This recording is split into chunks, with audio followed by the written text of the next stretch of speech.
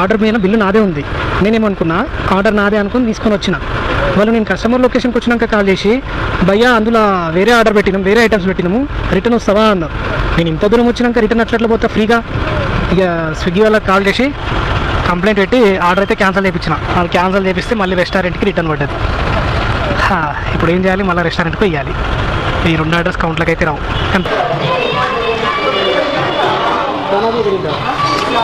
Return order return order chicken का मसाला। हाँ मैं तुम्हारे बोला मेरे पास 2 ऑर्डर है भैया। गलती हो गई मगर मेरे पास 2 ऑर्डर था, कस्टमर लोकेशन पे है, फिर कैसे पीछा था। हाँ ఇందాక మీరు చూసిన ఆర్డర్ క్యాన్సిల్ అయ్యి రెస్టారెంట్కి రిటర్న్ పడ్డ ఆర్డర్ మామ. అది తీసుకెళ్ళి రెస్టారెంట్లో రిటర్న్ ఇచ్చాను నేను. ఇస్తే వాళ్ళు ఏమన్నారు ఓటీపీ రాలేదన్నారు. ఓటీపీ రాలేదంటే స్విగ్గీకి కంప్లైంట్ పెడితే వాళ్ళు ఆటోమేటిక్ అప్డేట్ చేశారు. అప్పటికి రెస్టారెంట్ వాళ్ళు ఫుడ్ తీసుకున్నారు. వీళ్ళు అప్డేట్ చేశారు కదా, నేను వెళ్ళిపోయాను. నెక్స్ట్ డే చూసుకుంటే రాంగ్ యాక్షన్ వచ్చింది నాకు.